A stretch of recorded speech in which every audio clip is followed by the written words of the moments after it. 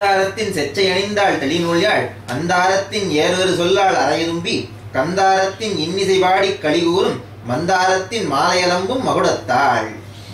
இதுவும் அவளோட வர்ணனை தான். அதோட இந்த பாட்டோட அவளோட வர்ணனை முடியுது. சிந்து ஆரத்தின் செச்சை, சிந்துகிற ஆரம், சந்தனம் ஆரம்னா இந்த இடத்துல, இல்லைன்னா மாலைங்கிற அர்த்தம் இருக்கு ஆரம்க்கு. சிந்துகிற மாலை சந்தனத்தின் குழம்பு, செச்சைனா குழம்பு இல்லை, அது அதர்வையா? செச்சைனா குழம்பு. கரெக்ட், செச்சைனா குழம்பு. ஸோ சிந்துகிற சந்தன குழம்பை அணிந்து கொண்டிருக்கிறாள். தெளி நூல் யாழ் அப்படின்னா தெளிவான நூல்களில் சொல்லப்பட்டிருக்கிற முறைப்படி வாசித்த யாழ் தெளிநூல் யாழ் அப்படின்னா. தெளிநூல் யாழ் அந்தாரத்தின் நேர்வரு சொல்லாள் அப்படின்னா அழகிய தாரம்ங்கிறது ஒரு இசையோட பேர் போல இருக்கு. ஆமா, என்ன இசை, குரல், வெளிரி, அந்த மாதிரி துத்தம், தாரம் இது. அந்த இசைக்கு நேர் வரு, அந்த இசைக்கு நேர் இணையான சொல்லை உடையவள். இது வந்து ரொம்ப கோரமான அறிக்கையில போல இருக்கு. பல்லெல்லாம் வச்சிருக்கா, ஆனா ஒரு ஜோதி வந்து 7 உலகத்தையும் போய் தொடுங்கிறாங்க, குரல் வந்து இவ்வளவு இனிமையா இருக்குங்கிறாங்க. பூமாதேவி மாதிரி ஒரு வர்ணனை. ராவணன் வந்து இசை வல்லுநர் இல்லையா, அதனால ஒரு இசை வல்லுநர் காவல் அடையப்பட்டிருக்க. சோ அப்படிப்பட்ட சொற்களை உடையவள். அரை தும்பி, ஒலி செய்கின்ற வண்டுகள், கந்தாரத்தின் இன்னிசை பாடி கலிகூறும். அந்த வண்டுகள் காந்தாரம் அப்படிங்கிற அந்த பண்ணை பாடிக்கொண்டு மகிழ்ச்சியாக சுற்றுகின்ற மந்தாரத்தின் மலை. மந்தார மலைன்னு ஒண்ணு இருக்கு, தேவதாரு மலர்கள் நிறைந்த மலை போல இருக்குது. இல்ல இல்ல இல்ல, இது ஒரு மாலையா? மந்தாரத்தின் மாலை அப்படின்னா மந்தார மலர், மந்தார மலருடைய மந்தார மலர்களால் செய்யப்பட்ட மாலை. அந்த மாலை அலம்பும் மகுடத்தால், அவளுடைய தலையில இருக்கிற மகுடத்துல அந்த மாலை அணிந்திருக்கிறார். எல்லாம் உட்கும் ஆழி இலங்கை இகழ்மூதூர் நல்லால் அவ்வூர் வைகு உரை ஒக்கும் நயனத்தால் நில்லாய் நில்லாய் என்று உரை நேரா நினையா முன் வல்லே சென்றால் மாருதி கண்டான் வருக என்றான். மறுபடியும் உட்கும் வருது. எல்லாம் உட்கும், எல்லாமே பயப்படும். எல்லாம் உட்கும் ஆழி இலங்கை இகழ் மூதூர், எல்லாருமே உள்ள நுழையிறதுக்கு அஞ்சக்கூடிய ஆழி, கடலால் சூழப்பட்ட இலங்கை அப்படிங்கிற இகழ் மூதூர் வலிமையான இந்த ஊருக்கு நல்லாள். இந்த ஊருக்கு இவன் நல்லவன், இந்த ஊருக்கு நன்மை செய்கிறவள் இவன்.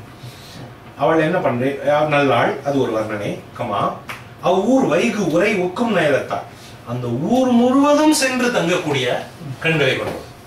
சோ ஒரு பேர்ட்ஸ் ஐ வியூ மாதிரி மொத்த ஊரையும் தன் கண் பார்வையில வச்சுட்டு இருக்க. சொல்றல, இப்ப கூட யாரையாவது சொல்லும் போது ஏதாவது ஒரு வேலை, ஒரு புதுசா இருந்த ஒருத்தருக்கு ஒரு வேலையை கொடுத்தா அவங்களோட மேனேஜர் என்ன சொல்றோம், எப்பவும் உங்க கண் பார்வையிலே வச்சுக்கிட்டு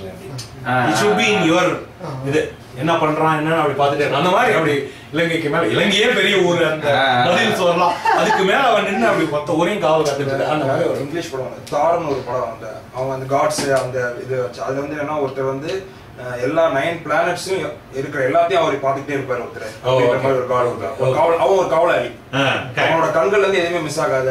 அதேதான் ஊர் வைகு உரை, ஊர் முழுக்க போய் தங்கக்கூடிய கண்களை உடையவர்கள், மொத்த ஊரையும் பார்த்துக்கிட்டு இருக்க முடியும். அத்தேவி, அந்த தேவி நில்லாய் நில்லாய், நில்லு நில்லு நில்லு நில்லு அப்படின்னு சொல்லிக்கிட்டு என்று உரை நேர்வாள், உரை நேர்வாள்னா பேசுவாள் என்று சொல்லிக்கொண்டு நினையாமுன் வல்லே சென்றாள். அனுமன் ஒரு செகண்ட் யார் அது அப்படின்னு நினைச்சு பார்க்கறதுக்கு முன்னாடி டக்குன்னு வல்லே சென்றாள், இறைவா அவன் முன்னால போய் நின்றுட்டான். நின்றுட்டு மாருதி கண்டான், அனுமன் அவளை பார்த்தான், வருக என்றான். வா ஆகா செய்தாய் அஞ்சலை போலும் அறிவிலாய் சாகா மூலம் தின்று உழல்வார் மேல் சலம் என் ஆம் பாகார் இஞ்சி பொன் மதில் தாவி பகையாதே போகாய் என்றாள். பொங்கு அழல் என்ன புகை கண்ணாள். பொங்கு கண்ணாள்னா புகை கண்ணாள் அப்படின்னா பொங்குகின்ற நெருப்பை போன்று புகை வீசக்கூடிய கண்களை உடைய அந்த லங்காதேவி அனுமனை பார்த்து பேசுறான். என்ன பேசுறான்னா, ஆகா செய்தாய், ஆகாதவற்றை செய்தாய், உனக்கு எது நல்லது இல்லையோ அதை செய்துட்ட, ஆகாதவற்றை செய்தாய். அஞ்சலை போலும், உனக்கு பயம் இல்லை போல இருக்கு, அறிவு இல்லை, உனக்கு அறிவு கிடையாது, அதனால உனக்கு பயம் கிடையாது. சாகா மூலம் தின்று உழல்வார்பால் சலமேன் அப்படின்னா, சாகா மூலம் அப்படின்னா இலை வேர் போல இருக்கு. இப்படி இலையும் வேர், எப்படி அந்த வார்த்தை சாகா மூலம் என்பது வடமொழி தொடர். அது எதுகை நோக்கி நீற்றல் விகாரம் பெற்றது. சாக மூலம்னா இலை வேர் போல இருக்கு அப்படின்னு வடமொழியில ஒரு வார்த்தை இருக்கு போல இருக்கு. ஜடையா இருந்தா டக்குன்னு சொல்லிடுவாரு. சோ சாகா மூலம் தின்று உழல்வா. நீ வந்து குரங்கு இனத்தை சேர்ந்தவன், வெறும் இலையையும் தழையையும் வேரையும் தின்னுகிட்டு இருக்க போறவன். உன் மேல எனக்கு என்ன கோவம்? சலமே, சலம்னா கோவம். உன் மேல எனக்கு என்ன கோவம்? பாகு ஆர் பொன் இஞ்சி மதில். பாகு ஆர்னா குழம்பை தடவிய, பாகு சொல்ற, வெள்ளை பாகு சொல்ற, அதை தடவிய சுண்ணாம்பு, சுண்ணாம்பு தடவிய பொன் அழகான இல்ல பொன்னால் செய்யப்பட்ட எல்லாத்தையும் எடுத்துக்கலாம். இஞ்சி, இஞ்சின்னா மதில், மதில்னாலும் மதில் தான். இஞ்சி மதில் அப்படின்னா இந்த மதிலுக்கு ஒரு சிறப்பா சொல்றோம். இஞ்சி பொன் மதில்னா மதில், பொன்னாலான மதில் அந்த மாதிரி அர்த்தம். இஞ்சின்னா இங்க வந்து இந்த இவர் அர்த்தம் போட்டிருக்காரு. பட் இஞ்சினாலும் மதில்னு தான் அர்த்தம். சோ இந்த மதிலை தாவி பதையாதே அப்படிங்கிறார். பகையாதே ரெண்டுக்கும் அர்த்தம் உண்டு. தாவி பதையாதேன்னா வேகமா தாவி போகாதே, தாவி பகையாதே. இந்த ஊரை தாவி லட்சுமணன் இவனோட ராவணனுடைய பகையை சம்பாதித்துக் கொள்ளாதே, போகாய், ஓடிப்பிடு இங்க இருந்து. களியா உள்ளத்து அண்ணல் மனத்தில் கதமூல அப்படின்னு இருக்கு. சரி, விழியா நின்றே நீதி நலத்தின் வினை ஓர்வான் அழியால் இவ்வூர் காணும் நலத்தால் அணைகின்றேன் எளியேன் உற்றால் யாவது உனக்கு இங்கு இழவு என்றான்.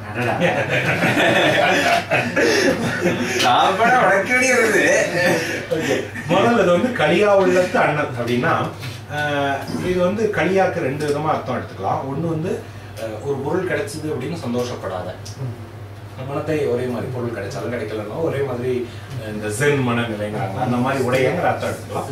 இல்ல களிப்புன்னா செருக்கு, திமிர்னு ஒரு அர்த்தம் உண்டு. அந்த திமிர் இல்லாத அப்படிங்கிற அர்த்தமும் எடுத்துக்கலாம். ஸோ அப்படி அது இல்லாத அண்ணல் அனுமன் மனத்தில் கதம் மூழ்க, தன்னுடைய மனத்தில் ஏற்பட்டு இருக்கிற கோபத்தை மறைத்து கொண்டு, மூழ்க அப்படின்னா மூழ்கடித்து கொண்டு, மூளை அது வந்து கோபம் ஏற்பட, இது கோபத்தை மறைத்து கொண்டு, ரெண்டும் ஒரே இதுதான். ஆனா கோபமா பேசுறது இல்லை, அதனால மூழ்க வந்து கொஞ்சம் அதிக பொருத்தமா தோணும். அந்த கதத்தை மூழ்க அல்லது மூளை விழியா நின்றே அவன்கிட்ட வந்து பேசலாம். எப்படி பேசலாம்னா நீதி நலத்தின் வினை ஓர்வான் அப்படின்னா, எதுக்கு ஏன் வந்து இவன் நம்மளை தடுத்து நிறுத்துறா அப்படின்னு தெரிஞ்சுக்கிறதுக்கு யோசிச்சு ஒரு வார்த்தை சொல்றான். என்ன சொல்றான்னா, அழியால், அழின்னா அன்பு, அன்பாக இவ்வூர் காணும் நலத்தின் அணைகின்றேன். இந்த ஊரை சுத்தி பார்க்கணுங்கிறதுக்காக நான் சும்மா ஆசையா வந்திருக்கேன்.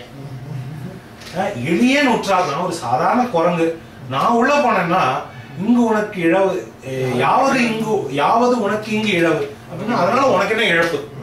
இழவுன்னா இழப்பு. நான் வந்து இங்க உள்ள போய் பாக்குறதுனால உனக்கு என்ன இழப்பு? சும்மா ஊரை சுத்தி பார்க்கணுங்கிறதுக்காக போறேன். என்ன முன்னம் ஏகு என ஏகாது எது மாற்றம் சொன்னாயே நீ யாவனடா தொல்புறம் மட்டான் அன்னாரேனும் அஞ்சுவர் எய்தற்கு அழி உற்றால் உன்னால் எய்தும் ஊர்வல் இவ்வூர் என்று உரநக்கால். ஏண்டா இது என்ன டூரிஸ்ட் ஸ்பாட் நினைச்சியா? அந்த திரிபுரத்தை எரிச்ச சிவன் கூட இந்த ஊர் பக்கம் வர்றதுக்கு பயப்படுவா, நீ மட்டும் கொண்டு போய் பார்த்துருக்க ஊரை அப்படின்னு சொல்றான். என்ன ஆகணும் அப்படின்னு அனுமன் சொல்லி முடிப்பதற்குள், ஏகுன ஏகாது எதிர்மாற்றம் சொன்னாயே நீ யாவனடா, நீ போன்னு நான் சொல்றேன், உடனே போகாம நின்னு எதிர்த்து பேசிட்டு இருக்கேன், நீ யாருடா அப்படின்னு கேட்க. யாவனடா தொல்புறம் அட்டான், பழமையான திரிபுரங்களை அட்டவன், எரித்தவன். எரித்தவன் அட்டான் அப்படின்னா சிரித்தவன் ஒரு அர்த்தம் உண்டு. இல்ல இல்ல இல்ல, அட்டார்னா வென்றவர், அட்டர்னா வென்றவர், அட்டஹாசம்னு சொல்றோம்ல. ஹாசம்னா சிரிப்பு, அட்டர்னா வெற்றி. அது வந்து இதுன்னு சொல்றாங்க, வடமொழி சொல்னு சொல்றாங்க. ஆனா அட்ட மல்லர் அப்படின்னு குறுந்தொகையில இருக்கு. குறுந்தொகை காலத்துல வந்து வடமொழி இது வந்து தமிழ்ல கலக்கல. அதனால குறுந்தொகையில அட்டங்கிற வார்த்தை இருக்கும்போது எனக்கு வந்து அது தமிழ் சொல்லாதான் இருக்கும்னு தோணுது. அட்டன்னா இல்ல அது ஓகே. ஆனா அட்டஹாசம்ங்கிறது அட்டஹாசம்ங்கிறது வடமொழி சொல். வடமொழி ஹாசம்ங்கிறது வடமொழி சொல். அது வந்து அட்டங்கிறது தமிழ் மொழி சொல்லோட சேர்ந்து அட்டஹாசம்னு ஆயிருக்குங்கிறது என்னோட கணிப்பு. தெரியல என்ன. சோ இது வந்து புறம் அட்டான், புறங்களை திரிபுரங்களை தொல்புறம் அட்டான், பழமையான திரிபுரங்களை வென்றவன் அன்னாரேனும் வென்ற அந்த சிவனும் கூட அஞ்சுவர் எய்தற்கு. இந்த ஊருக்கு வர்றதுக்கு சிவன் கூட அஞ்சுவான். கலியுற்றால் உன்னால் எய்தும் ஊர்கள் இவ்வூர். சும்மா நீ பாட்டுக்கு சிரிச்சுக்கிட்டு சந்தோஷமா உள்ள போய் இந்த ஊரை பார்த்துட்டு வந்துருவியா? அப்படிப்பட்ட ஊரா இது என்று நக்காள். அழிவுற்றாள். ஓகே, அழிவுன்னா இது விருப்பம், விருப்பம், அன்பு. அன்பால போன பாட்டுல சொல்றாரு, அழியால் இவ்வூர் காணும் நிலத்தன். அப்படி சும்மா நீ நினைச்சா உள்ள போயிடுவியா அப்படிங்கிற மாதிரி கேட்கிறேன். இது ஊர்கோள் இவ்வூர் என்று ஊர நக்காள் அப்படின்னு சொல்லி ரொம்ப சிரிச்சா. நிறைய பெரிய பெரிய சிரிப்பை காட்டினார். நக்காளை கண்டு அயன் மனத்துவ நகை கொண்டான். நக்காய், நீ யார்? ஆர் சொல்ல வந்தாய்? உனது ஆவி உக்கால் ஏதுமாம் ஓடலை என்றான். இனி இவ்வூர் புக்கால் அன்றி போகலேன் என்றான். புகழ் கொண்டான். இப்ப அனுமன் தன்னுடைய ரியல் இதை காட்ட ஆரம்பிக்கிறேன். நக்காளை கண்டு ஐயன் மனத்தோர் நகை கொண்டான். சிரித்தவளை பார்த்து ஐயன் ஆகிய அனுமன் தன்னுடைய மனத்திற்குள் தனக்குள் சிரித்துக் கொண்டான். சிரித்துக் கொண்டு, நக்காய், நீ யார்? இங்க என் முன்னாடி சிரிக்கிறியே, நீ யார்? யார் சொல்ல வந்தா? உன்னை யார் இங்க அனுப்பிச்சு வச்சது? உனது ஆவி உக்கால் உக்காலேதான் ஓடலை. அப்படின்னா உன்னுடைய உயிர் என்னால அழிஞ்சு போகும் அப்படின்னு பயந்து நீ நேரம் இங்க இருந்து ஓடி போயிருக்கணும். ஆனா ஓடாம இங்க நிக்கிற. இல்ல, அவதான் பேசுறா. ஓ சாரி, நான் அந்த தப்பா சொல்லிட்டேன். அவதான் பேசுறா. ஏன்னா என்றாள்னு வருதுங்க. அதை பார்த்தப்ப தான் எனக்கு கன்ஃபியூஷன் ஆகுது. ஓகே, சோ அனுமன் மனத்துக்குள்ள சிரிக்கிறான், ஆனா எதுவும் பேசல. அதை பார்த்துட்டு இப்ப சிரிக்கிறத பார்த்துட்டா போல வெளிப்படையா சிரிக்கிறா. ஏன் சிரிக்கிற? யார் சொல்ல நீ இங்க வந்தா? உன்னால நான் அடிச்சா நீ இறந்து போயிடுவியே, அது தெரியாம நீ இங்க நிக்கிறியே அப்படின்னு சொல்லிட்டு சொல்றாள். இப்போ ஒரு புக்கால் அன்றி போகிறேன் என்றான். புகழ் கொண்டான். புகழ் கொண்டவனாகிய அனுமன் இந்த ஊருக்குள்ளே நுழையாம நான் திரும்பி போக மாட்டேன் அப்படின்னு உறுதியா சொல்றேன். பஞ்சகம் கொண்டான் வானரமல்தன் வருகாதன் துஞ்சும் கண்டால் என்னை இவன் சூழ் திரையாழி நஞ்சம் கொண்ட கண்ணுதலை போல நகுகின்றான். நெஞ்சம் கண்டு கல்யாணம் என்று நினைக்கின்றாள். ஓகே, இப்போ வஞ்சம் கொண்டான் வானரம் அல்ல. இவன் பார்க்கறதுக்கு தான் குரங்கு மாதிரி இருக்கான், ஆனா இவன் உண்மையில குரங்கு கிடையாது. இவன் மனசுல ஏதோ வஞ்சனை இருக்கு, ஏதோ இந்த உருவம் எடுத்து வந்திருக்கான். உண்மையில இவன் குரங்கு கிடையாது அப்படின்னு அவன் மனசுக்குள்ள நினைக்கிறான். வானரம் அல்லன் வரு காலன். இவன் யமனை போல வருகிறான். இல்ல வானரம் அல்லன்னு அதோட அந்த ஸ்டேட்மெண்ட் முடிஞ்சது. வருகாலம் துஞ்சும் கண்டால் என்னை பார்த்தா மற்ற உயிர்களுக்கு துன்பம் ஏற்படுத்தக்கூடிய அந்த யமன் கூட அஞ்சுவான். ஆகவே இவன் யமன் கிடையாது அப்படிங்கிற அந்த அது டைரக்டா இல்ல. துஞ்சு ஒடுங்கி போகுது. இந்த இடத்துல ஒடுங்கி போதல்னு அர்த்தம். துஞ்சும்னா தூங்குதல் தான் அர்த்தம். இறந்து போதல்ங்கிற அர்த்தம் உண்டு. இந்த இடத்துல ஒடுங்கி போதல், பணிந்து போதல். இவன் கிடையாது. இவன் யமனும் கிடையாது. இவன் சூழ்திரை ஆழி நஞ்சம் கொண்ட கண்ணுதலை போல் நகுகின்றான். சுற்றிலும் அலைகள் இருக்கிற பார்க்கடலில் தோன்றிய அந்த விஷத்தை அள்ளி உண்ட அந்த சிவபெருமானை போல இவன் சிரிக்கிறான். நெஞ்சம் கண்டே அவனுடைய நெஞ்சம் மன உறுதியை பார்த்து கல் என நின்றே நினைவுற்றாள். கல் போல அசையாமல் நின்று சிந்திக்க ஆரம்பித்தாள். இவ்வளவு நேரமா அவனை அலட்சியமா நினைச்சுக்கிட்டு இருந்தவா இப்பதான் யாரா இருக்கும் அப்படின்னு சொல்லிட்டு யோசிக்க ஆரம்பித்தாள். கொல்வாமன்றே போதரும் இவ்வூர் எனது கொண்டால் வெல்வாய் நீயே வேறு என தன் விழிதோறும் வல்வாய்தோறும் வெண்கடல் பொங்க மதிவானில் செல்வாய் என்னா மூவித வேதை செலவிட்டாள். ஓகே, கொல்வாம் இவனை கொன்னுடுவோம்.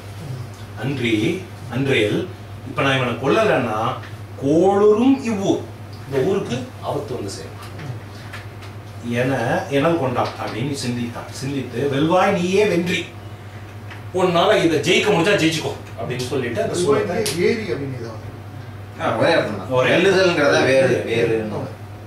வென்றி உன்னால முடிந்தா நீ ஜெயிச்சுக்கோ அப்படின்னு சொல்லி என தன் விழிதோறும் விழிகளிலும் வல்வாய் தோறும் பெரிய வாய்களிலும் மதில் வாயில் செல்வாய் வெங்கணல் பொங்க, விழிகளிலையும் வாயிலையும் கனல் பொங்க, மதில் வாயில் செல்வாய், நீ இதை முடிஞ்சா ஜெயிச்சுக்கோ, ஜெயிச்சு இந்த வாசல் வழியா உள்ள போய்க்கோ அப்படின்னு சொல்லிட்டு மூவிலை வேலை செலவிட்டாள். 3 இலைகளை கொண்ட சூலாயுதத்தை செலவிட்டான். இது மூவிலை வேல், வேல் தான். முனியில வேல் எப்படி இருக்கிறதெல்லாம் 3ஆ பிரிச்சிருக்காங்க. மூவிலை தடித்தாம் என்ன தண்ணீரில் செல்லும் தழுவேதை கடித்தானாகம் மின்மிது முறிக்கும் கல்வன் போல் ஒடித்தாம் கையால் உம்பர் ஒப்ப உயர்காத பிடித்தா நெஞ்சம் துண்ணென இது எண்ணம் பிழையாதான். ஓகே, ஸோ தடித்து ஆம் என என்ன அப்படின்னா மின்னலை போல, தன்னெதிர் செல்லும் தழல் வேலை, தனக்கு எதிரே மின்னலை போல பாய்ந்து வருகின்ற அந்த நெருப்பு பொங்குகின்ற அந்த வேலை சூலாயுதத்தை கடித்தான். அந்த கடிச்சு கடித்தான் நாகம் விண்ணின் முறிக்கும் கருடன் போல். அதாவது ஓகே இது வந்து கருடனுக்கான வர்ணனை. நாகத்தை கடித்து விண்ணில் கொண்டு போய் முறிக்கும், கட் பண்ணும், நாகத்தை துண்டு பண்ணுகிற கருடன் போல், கருடனை போல ஒடித்தான். கையால பிடித்து ஒடித்தான். உம்பர் ஓப்ப வானத்தில் உள்ள தேவர்கள் எல்லாம் மகிழ்ந்தார்கள். உயர்காலம் பிடித்தான் நெஞ்ச துண்ணென எண்ணம் பிழையாதாள். அப்போ நெஞ்சம் துண்ணென துணுக்குற்றான் அப்படின்னு சொல்றாங்க இல்லையா. ஸோ அந்த மனம் திடுக்கிட்டாள் அவள். எண்ணம் பிழையாதாள் அப்படின்னா தன் நினைத்த வேலையை எப்போதும் செய்து முடிக்கக்கூடிய அந்த இலங்கை தேவி நெஞ்சம் துண்ணென மனம் திடுக்கிட அவள் திடுக்கிடுமாறு அதை ஒழித்தான். உயர்காலம் பிடித்தாள்ங்கிறது என்ன? நெடுங்காலமாக அந்த சூலத்தை கையில் பிடித்துக் கொண்டிருக்கிறாச்சு. உயர்காலம் நெடுநாளாக அந்த சூலத்தை கையில் பிடித்துக் கொண்டு இது வரைக்கும் யார் மேலும் எரியறதுக்கான சந்தர்ப்பம் ஏற்படல. இப்பதான் முதல் தடவையா எரிஞ்சிருக்கா. இதுவரைக்கும் அவளுடைய காரியம் தவறியது கிடையாது. இப்போ அவள் திடுக்கிடும்படி அவன் அதை பிடித்து ஒடுத்து விட்டான். இற்று சூதம் நீர் எழுது காணா எரிவொப்ப மற்ற தெய்வ பல்படை கொண்டே மலைவாதை உற்று வையாது ஆயுதம் எல்லாம் முடியாமல் பற்றி கொள்வா விண்ணில் எரிந்தா பழியில்தான். பழியில்லான்னு இருக்கு. இங்க வந்து பழி ஓர்வான்னு இருக்கு. பழி ஓர்வான்னா பழி என்று நினைப்பான். பெண்ணை கொல்லுவது பழி என்று நினைக்கிற அனுமான் அப்படின்னு இவர் அர்த்தம் கொடுத்திருக்காரு. பழி இல்லான்னா ரொம்ப சிம்பிளா இருக்கு. பழி இல்லாத அனுமான். பழி இல்லாத அனுமன் என்ன செய்யலாம் அப்படின்னா, அவ வந்து ஒவ்வொரு இதுவா அனுப்புறான். சூலம் இற்று போய்விட்டதால் நீர் எழும் காலத்து எரி ஒப்பாள். அதாவது சூலம் எரிந்து முறிந்து தூள் தூளாக போய்விட்டதால் எரி ஒப்பாள். நெருப்பு போன்ற அந்த லங்காதேவி என்ன செய்தாள்னா, மற்ற தெய்வ பல்படை கொண்டு மலைவாழ்னா கோபிப்பாள். மற்ற எல்லா தெய்வ ஆயுதங்களையும் தூக்கி எறிந்து அவன் மேல் கோபிப்பான். உற்று கையால் ஆயுதம் எல்லாம் முடியாமல் பற்றி கொள்ளா விண்ணில் எறிந்தான். அது எல்லாத்தையும் கையில பிடிச்சு ஒண்ணு கூட பாக்கி இல்லாம, ஆயுதம் எல்லாம் ஒழியாம ஒண்ணு கூட மிச்சம் இல்லாம எல்லாத்தையும் பிடிச்சு விண்ணில் எறிந்தான், வானத்தில் எரிந்து விட்டான். வழங்கும் தெய்வ பல்படை காணால் மலைவான் மேல் முழங்கும் மேகம் என்ன முரற்றை முனிகின்றால் கழங்கும் பந்தும் குன்று கூட ஆடும் கரம் கொச்சி தழங்கும் செந்தி சிந்த அடித்தால் தகவில்தான். கையால் அடிக்கிறார். எல்லா ஆயிரமும் தீர்ந்து போச்சு. வழங்கும் தெய்வ பல்படை காணாள். ஒரு தெய்வ படை கூட கையில இல்லை. அஸ்திரம் எதுவுமே இல்லை.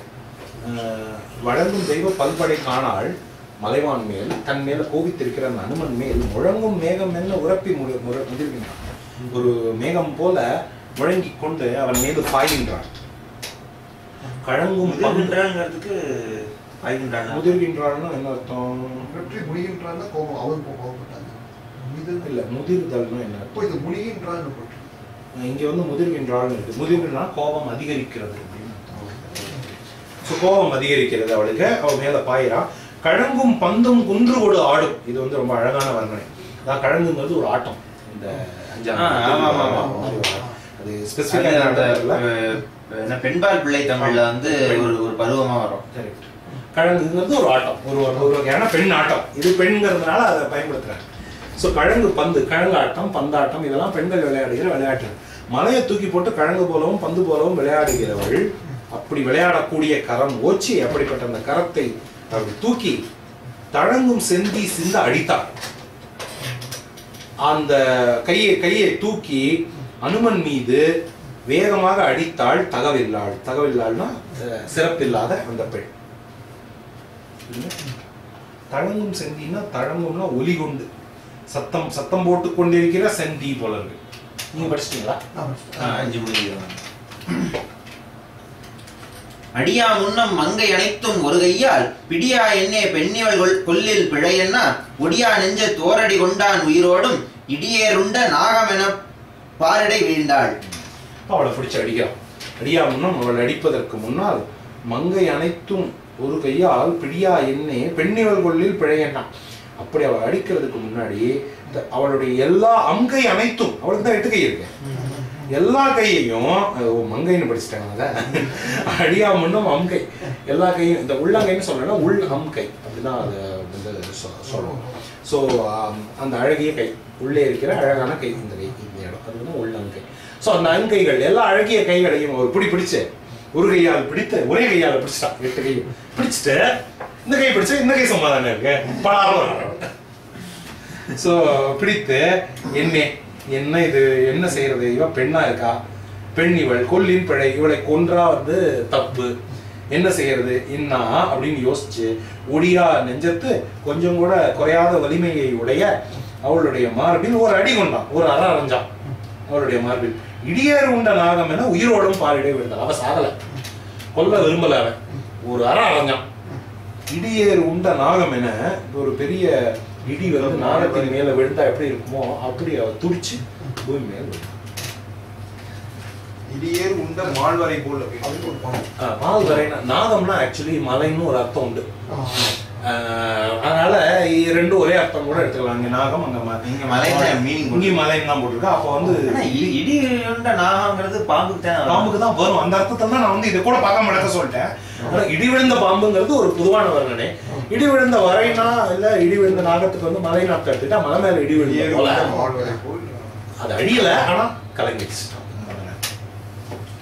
விழுந்தாள் நொந்தாள் வெங்குருதி செம்புடல் வெள்ள தழுந்தாள் என்றாள் நான்முகநாதம் அருளூன்றி எழுந்தாள் யாரும் யாவையும் எல்லா உலகத்தும் தொழுந்தாள் வீரன் தூதுவன் முன் என்று இவை சொன்னாள். இப்பதான் அவர் தன்னோட கதையை சொல்ல ஆரம்பிக்கிறார். விழுந்தாள், கீழே விழுந்தாள், நொந்தாள், நொந்து போனாள், வெங்குருதி செம்புணல் வெள்ளத்து அழுந்தான் என்றாள். வெங்குருதி வெண்மையான சூடான ரத்தம், செம்புணல் சூடான சிவந்த அந்த ரத்தத்து வெள்ளத்தில் அழுந்தி போனாள். வந்துருச்சு இந்த ஒரு அடிக்கு. வெங்குருதி வெண்மையான ரத்தம், சிவந்த சிவந்த தண்ணீரை போல வெள்ளமாக பாய அதில் அழுந்தி நின்றான். எழுந்தான் என்றால் நான்முகனார்த்தம் அருள் ஊன்றி எழுந்தான். பிரம்மனுடைய கட்டளையை தன்னுடைய மனத்தில் கொண்டு எழுந்து நின்றாள். அது என்ன கட்டளைன்னு அடுத்த பாட்டுல வரும். யாரும் யாவையும் எல்லா உலகத்தும் தொழும் தாழ் வீரன் தூதுவன். இது வந்து ராமனுக்காக. தொழுந்தாள் வீரன்கிறது ராமன், தூதுவன்கிறது அனுமன். யாரும் யாரும்னா உயர்திணை, யாவையும்னா அக்ரணை, உயர்திணை அக்ரணை எல்லாம். இது வந்து உயிரில்லாத பொருட்கள். எல்லாம்ங்கும் போது அது வந்து கல் மரம் ஆகலாம். ஸோ உயர்திணை அக்ரிணை கல் மரம் போன்ற உயிரில்லாத பொருள்கள் இவை எல்லா உலகத்தும் இவை எல்லாம் அப்படி எடுத்துக்கணுமா? ஓகே. யாரும் யாவையும் எல்லா உலகத்தும், ரைட், அப்படி எடுத்துக்கலாம். யாரும் யாவையும் எல்லா உலகத்தும் தொழும் தாழ் வீரனாகிய ராமன் அவனுடைய தூதுவன் முன் நின்று இவை சொன்னான். தன்னுடைய கதையை சொல்கிறான். ஐயகள் வையனல்கும் அருள் அருணருள்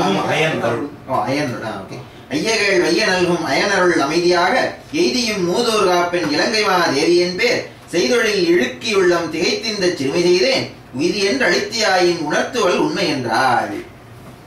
அவளுடைய கதையை சொல்றாள். ஐயனே, நான் சொல்வதை கேள்.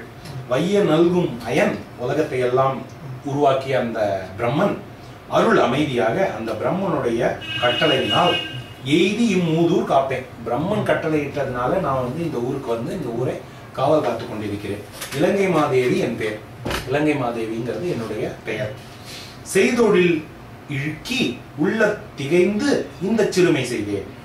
அதனால இந்த ஊரை காக்கிற அந்த தொழில் எனக்கு நியமிக்கப்பட்டிருக்கிறதால் அந்த காரணத்தினால நான் கொஞ்சம் சறுக்கி இழுக்கி தவறு செய்து இழுக்குன்னு சொல்றோம்ல, அந்த மாதிரி தவறான ஒரு செயலை செய்து விட்டேன். முன்னாடி திகைந்து அப்படின்னா திகைத்து போய் இச்சிறுமை செய்தேன். இந்த சின்ன வேலையை, அதாவது உனக்கு மேல படைகளை எல்லாம் எரிஞ்சு உன்னை இது பண்றக்கூடிய இந்த சின்ன வேலையை செய்து விட்டேன். உய்தி என்று அழித்தியாயின் என்னை கொல்லாமல் நீ என்னை பொறுத்து கொட்டாய் என்றால் உணர்த்துவல் உண்மை. உனக்கு நான் ஒரு உண்மையை சொல்வேன். இத்தனை காலம் காப்பல் யான் இந்த மூதூர் என்று முத்தனை வினவினேற்கு முரண்வலி குரங்கொன்றுன்னை கைத்தலம் அதனால் தீண்டி காய்ந்தவன் என்னை காண்டி சித்திர நகரம் பின்னை சிதைவது திண்ணமென்றார். சோ இப்பதான் இதுதான் அந்த ப்ரொஃபஸி. என்றான் தான் கரெக்ட். பிரம்மன் சொல்றேன். சோ எத்தனை காலம் காப்பது யான் இந்த மூதூரி? நீங்க பாட்டு குழந்தை என்ன இங்க அவுட் போஸ்ட்ல உட்கார வச்சுட்டு போயிட்டீங்க. நான் எவ்வளவு காலம் இங்க உட்காந்துட்டு காவல் கேட்கறது? இங்க ஒரு பேர் வர மாட்டேங்கிறான் ராவணனுக்கு பயந்து. சும்மா வெட்டியா நான் இங்க உட்காந்துட்டே இருக்கணுமா அப்படின்னு நான் கேட்க பிரம்மனை உட்காந்துருப்பா. எல்லாம் மானப்பட்டு அடிச்சு அனுப்பிடும். எத்தனை காலம் காப்பல் யான் இந்த மூதூர் என்று முத்தனை வினவிங்க. முத்தன்கிறது வந்து பிரம்மணன். பிரம்மனை நான் கேட்டேன் வினவினேற்கு. அப்படி கேட்ட போது அவன் ஒரு பதில் சொன்னான். என்ன பதில் சொன்னான்னா, முரண் வலி குரங்கு, உன்னோடு முரண்படுகிற வலிமையான குரங்கு ஒன்று உன்னை கைத்தளம் அதனால் தீண்டி காய்ந்த, உன்னை கையாலே பட்டு அடிக்க காய்ந்த அன்று, அப்படி உன்னை அடிக்கிற அன்று நீ காண்டி நீ பார்ப்பாய். எதை பார்ப்பாய்? சித்திர நகரம் பின்ன சிதைவது திண்ணம். அந்த நாள்ல தொடங்கி, அதாவது என்னை காண்டி, அதாவது என்னைக்கு அந்த அப்படி ஒரு குரங்கு வந்து உன்னோட முரண்பட்டு உன்னை அடிக்கிறதோ அன்னைக்கு நீ திரும்பி வந்து என்ன பார்ப்ப. அவன் உன் டியூட்டி அன்னியோட முடிஞ்சது. நீ வந்து என்கிட்ட வந்து சேர்ந்துருவ. அன்னைக்கு அன்னில ஆரம்பிச்சு சித்திர நகரம், சித்திரத்தில் வரைந்ததை போன்ற இந்த அழகான இந்த நகரம் சிதைவது திண்ணும். இந்த நகரம் அன்னிலிருந்து ஆரம்பிச்சு அழியும். அன்னதே முடிந்ததை அறம் வெல்லும் பாவம் தோற்கும் என்னுமீது இயம்ப வேண்டும் தகையதோ இனிமற்றுன்னால் உன்னிய எல்லாமுற்று உனக்கு முற்றாததுண்டோ பொன்னகர் புகுதி என்ன புகழ்ந்தவள் இறைஞ்சி போனாள். எப்ப பர்மிஷன் கொடுத்துட்டா அடி வாங்கினதுக்கு அப்புறம். அன்னதே முடிந்தது ஐயா, அவர் சொன்ன மாதிரியே நடந்துச்சு. இன்னைக்கு அறம் வெல்லும் பாவம் தோற்கும். இனிமே அறம் தான் வெல்ல போகுது, பாவம் தோற்கும். அப்படின்னா இவ்வளவு நாளா அறத்தால வெல்ல முடியலன்னு அர்த்தம். இன்னில இருந்து ஆரம்பிச்சு இனிமே அறம் வெல்லும் பாவம் தோற்கும் அப்படின்னு அவ வந்து சொல்லிட்டான். இது இயம்ப வேண்டும் தகையது இப்படின்னு இதை யாராவது புதுசா வந்து சொல்லணுமா? இது எல்லாருக்கும் தெரிஞ்சது தானே, கண்டிப்பா நடந்தே தீரும். அது அதற்கான நாள் இப்ப வந்துருச்சு. இனி மற்றும் நாள், இனிமே உன்னால் உண்ணிய எல்லாம் முற்றும், உண்ணிய எல்லாம் முற்றும். அதாவது அழகான இது. உண்ணியன்னா நினைத்த எல்லாம் முற்றும், முழுமையாக நிறைவடையும். இனிமே நீ நினைச்சது எல்லாமே முழுமையா நடக்கும். இவளே வந்து சொல்லி அனுப்பிச்சிட்டா உள்ள ஊருக்குள்ள. முற்றும், உனக்கு முற்றாதது உண்டோ, உன்னால முடியாததுன்னு ஒரு விஷயம் உண்டா? பொன்னகர் பூதி, ஊருக்குள்ள போ, என்ன புகழ்ந்து அவள் இறைஞ்சி போனாள் அப்படின்னு புகழ்ந்து அவனை கும்பிட்டு அவள் வீழ்ச்சியடைந்தாள். வீரனும் விரும்பி நோக்கி மெய்மையே விளையும் மத்து என்று ஆரியன் கமலபாத மகத்துவர வணங்கி ஆண்டு அப்பூரியர் இலங்கை மூதூர் பொன்மதில் தாவி புக்கான் சீரியல் பாலின் வேலை. இந்த திரை வந்து இவருக்கு ரொம்ப பிடிச்ச ஓமை. ரொம்ப இன்னும் நிறைய இடத்துல வரும். ரொம்ப ரொம்ப அழகான ஓமை. அதாவது அவன் ஊருக்குள்ள போய் அப்படி குதிக்கிற போது அந்த காட்சி அப்படியே கற்பனை பண்ணி பாருங்க. பெரிய ஊர் அது. அனுமன் வந்து இப்போ விஸ்வரூப தோட்டத்துல இல்லை. அனுமன் வந்து ரொம்ப நார்மலான ஒரு குடும்ப தோட்டம். அதனால தானே அடிக்க வரும். விஸ்வரூப தோட்டத்துல இருந்தா இவன் வந்து இவளுக்கு வந்து ஓரளவுக்கு ஊடிச்சிருப்பா. இவன் வந்து சாதாரண குரங்கு இல்லை, ஒரு குரங்கு போல போய் அந்த ஊருக்குள்ள அப்படி குதிக்கிறான். ஒரு பெரிய பால் பாத்திரத்துக்குள்ள அப்படி ஒரு சொட்டு மோர் அப்படி போய் விழுந்தா மொத்த பாத்திரத்துல இருக்கிற பாலும் இது மாறிடும், தன்மை மாறி. அதனால பிரமாதமான ஓமை இது. அப்படி மதில் சுவர் ஏறி குதிக்கிற அனுமனுக்கும் அப்படி ஒரு துளி மோர் அப்படி போய் விழுறதுக்கும் அவ்வளவு அருமையான ஓமை. சோ வீரனும் விரும்பி நோக்கி, வீரன் வந்து அவளை மகிழ்ச்சியோடு பார்த்து மெய்மையே விளையும், உண்மைதான் வெல்லும் அப்படின்னு அஃது என்று அப்படின்னு யோசிச்சு ஆரியன் ராமனுடைய கமல பாதம், தாமரை போன்ற பாதங்களை அகத்துற வணங்கி மனத்துக்குள் வணங்கி யாண்டு அப்பூரியல் இலங்கை மூதூர் பொன்மதில் தாவி புக்கான். அதன் பிறகு என்ன செய்தான்னா, அப்பூரியல் இலங்கை மூதூர் அப்படின்னா கீழ்மக்களான அரக்கர்கள் வாழ்கிற இலங்கை என்கிற முதுமையான ஊருடைய தங்கத்தாலான மதில் மீது தாவி புக்கான், உள்ளே நுழைந்தான். அந்த நுழைந்தது எப்படி இருந்ததுன்னா, சீரிய பால், சிறந்த பாலின் மீது மோர் கொஞ்சம் சிந்தியதை போல இந்த காட்சி இருந்தது. சிறந்த பாலின் மீது சிறுபிறை தெரித்தது. ஆமா, சிறிய கடல்ல வந்து ஒரு சின்ன மோர் விழுந்துருச்சு. அப்படியா? சீரிய பால்னா பால் வேலை. ஓ வேலை, சாரி சாரி, அந்த வார்த்தையை விட்டுட்டேன். பார்க்கடல், பாலின் கடல், பார்க்கடல்ல ஒரு சின்ன துளி மோர் சிந்தினார். வான்தொடர் மணியன் செய்த மையாறு மாட கோழி ஆன்ற பேர் இருளை சீத்து பகல் செய்த அழகை நோக்கி ஊன்றிய உதயத்து உச்சி ஒற்றை வானுருளை தேரான் தோன்றினன் கொள்ளோ என்ன அறிவனும் துணுக்கம் கொண்டான். துணுக்கம் கொஞ்ச நேரம் முன்னால பார்த்தோம், திரிக்கிட்டான். உள்ள நுழைஞ்சோட திரிக்கிட்டான். ஏன்னா இருட்டு, இது ராத்திரி நேரம். ஆனா மதில தாண்டி உள்ள குதிச்சுட்டா பகல் போல இருக்கு. மதுரை அவ்வளவு பெருசா இருக்கு. இருட்டை தடுத்துட்டு அந்த இவ்வளவு நேரம் அந்த பக்கம் இருந்து சண்டையெல்லாம் போட்டிருக்காங்க. அவனுக்கு தெரியல ஊருக்குள்ள இவ்வளவு பிரகாசமா இருக்குங்கிறது. வெளியே எனக்கு தெரியல. அப்படின்னா மதுரை சோறு எவ்வளவு பெருசா இருந்திருக்குன்னு பாருங்க. உள்ள குதிச்சு சூரியன் தான் ஏதோ வந்துட்டானா இந்த பக்கம் அப்படின்னு பாருங்க. வான் தொடர் மணியில் செய்த மையரு மாட கோடி. வான் தொடர்னா வானத்தை தொடும் அளவுக்கு உயர்ந்து நிற்கிற மணியில் செய்த ரத்தனங்களால் செய்த மையரு மாடம் அப்படின்னா குற்றமில்லாத மாடம். குற்றமில்லாத மாடங்களிடையே கோடி வரிசை. ஆன்ற பேர் இருளை சீத்து பகல் செய்த பரவி இருக்கின்ற பெரிய இருளை அழித்து, சீத்துன்னா அழித்து, பகல் செய்த பகலாக செய்து விட்டன. அந்த அழகை நோக்கி அந்த அழகை பார்த்துட்டு வானொற்றை உருளை தேரும். வானத்தில் ஒரே ஒரு ஒற்றை உருளை, வானத்தில் ஒரே ஒரு சக்கரத்தை கொண்ட தேரை ஓட்டிக்கொண்டு செல்கிற அந்த சூரியன், இந்த தேரில் ஊர்ந்து செல்கிற அந்த சூரியன் ஊன்றிய உதயத்தூச்சி தோன்றினன் கொள்ளோ.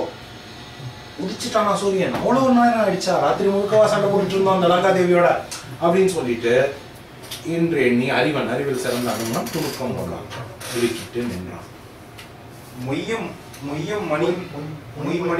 மொய்மணி மாட மூதூர் முழுது இருள் அகற்றா நின்ற மெய்மையை உணர்ந்து நானா மிக என விளங்கி போனான்.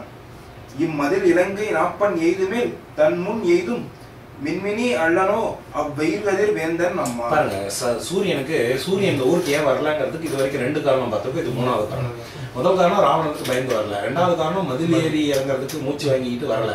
3வது காரணம் இந்த ஊர்ல ஏற்கனவே ரத்தனங்களால ஊரே பிரகாசமா இருக்கு. இங்க வந்தா நம்ம தோத்து போயிடுவோம்னு சொல்லி அவன் வரல. அது ஒரு சூரியன் வந்து மின்மினியை போல ஆயிடும். வந்தாலே அது தெரிய போறதில்ல. கரெக்ட். சோ மெய்மையே உணரின் உண்மையாக சொன்னால் மொய்மணி மாடம் முதுவூர். மொய்னா மொய்த்த கூட்டமாக இருக்கிற மணிகள், ரத்தினங்கள் நிறைய பதிக்கப்பட்டிருக்கிற மாடங்களை கொண்ட அந்த முதுமையான அந்த ஊர் இருள் முழுது அகற்றும். இந்த ஊர்லயே இருள் பூரா அகற்றிடும். நானாம் மிகை, நான் இந்த ஊருக்குள்ள வந்தேன்னா எனக்கு வெக்கம் தான், நான் இந்த ஊருக்கு தேவையில்லை என்று விளங்கி போனான் அப்படின்னு நினைச்சிட்டு ஒதுங்கி போயிட்டான். நம்ம தேவையில்லை இந்த ஊருக்கு அப்படின்னு சொல்லிட்டு அவன் விலகி போயிட்டான். அப்படி இல்லாம இம்மதில் இலங்கை நாப்பன், மதில் சூழ்ந்த இந்த இலங்கைக்கு நடுவுல அவ்வெயில் கதிர் வேந்தன், அந்த கதிர்வேந்தன் ஆகிய சூரியன் வந்தால் எய்து மேல் தன்பால் எய்தும் மின்மினி போல் அல்லணும். அவனுக்கு முன்னாடி ஒரு மின்மினி வந்தா எப்படி வெக்கம் அடையுமோ, எப்படி நாம இங்க அனாவசியம் நினைச்சு போகுமோ, அது போலதான் அவன் இங்க வந்து ஆயிடும். இந்த ஊர்மை அப்படியே இன்னொரு இதுல பாத்துருக்கோம். சூரியனுக்கு முன்னால மின்மினி போல இலங்கைக்கு முன்னாடி சூரியன். இன்னொரு பாயிண்ட், புசிவுறு பசம் பொன் குன்றில் பொன்மதில் நடுவன் பூத்து வசையற விளங்கும் சோதி மணியால் அமைந்த மாடத்து அசைவையில் இவ்விலங்கை மூதூரார் இருள் இன்மையாலோ நிசிசரர் ஆயிற்று அம்மா நெடுநகர் நிருதர் எல்லாம். இது வந்து நிசிசரர்னா நெடுநிசையில் உழவுகிறவர்கள். இந்த ஊர்ல இருக்கிற அரக்கர்கள் எல்லாருமே நிசிசரர் ஆயிட்டாங்க. ராத்திரி வேலையில தான் உழவுறாங்க. ராத்திரி வேலையில ஏன் உழவுறாங்க? சாதாரணமா எல்லாரும் ராத்திரி வேலையில உழவ மாட்டாங்க. ஆனா இந்த ஊர்ல தான் ராத்திரியே கிடையாது. ராத்திரி நேரத்துலயும் இவ்வளவு வெளிச்சம் இருக்கே, அதனாலதான் இவங்க தான் நிசிசரர் ஆயிட்டாங்க போல இருக்கு அப்படின்னு சொல்லிட்டு நினைக்கிறேன். நெடுநகர் நிருதர் எல்லாம் நிசிசரர் ஆயிற்று. இந்த உலகத்துல இருக்கிற எல்லா அரக்கர்களும் ராத்திரி வேளையில சுற்றி வருவதற்கு என்ன காரணம்னா, பொசிவு ஊர் பசும் பொன் குன்றி. பொசிவுனா பொசிதல், நெகிழ்ந்து போது நெகிழக்கூடிய பசும் பொன் குன்று, பசும் பொன்னாலான குன்று, மேருமலை போன்ற பொன்மதில், பொன்னாலான இந்த மதில் சுவர். அந்த மதிலின் நடுவன், அந்த மதிலுக்கு நடுவில் பூத்து அழகாக திகழ்கிற வசையுற விளங்கும், வசையற விளங்கும், சிறிதும் குற்றமில்லாமல் திகழ்கிற சோதி மணியினால் அமைந்த சோதி மணியினால் அமைந்த மாடத்து, ஒளிவிடுகின்ற ரத்தினங்களால் அமைந்த மாடங்களை கொண்ட அசைவியலா இலங்கை மூதூர். அசைவுனா இங்க அழிவு, அழிவில்லாத இந்த இலங்கைங்கிற இந்த பழைய நகரத்துல ஆர் இருள் இன்மையே. இவங்க ஏன் நிசிசரரா மாறினாங்கன்னா இந்த ஊர்ல இருளே கிடையாது. அதனால இவங்க வந்து பகல் எது ராத்திரி எதுன்னு தெரியாம எந்நேரமும் தெரிஞ்சுட்டு இருக்காங்க. அவங்கள பார்த்து நம்ம நிசிசரர்னு சொல்லிடுவோம் என்றான்.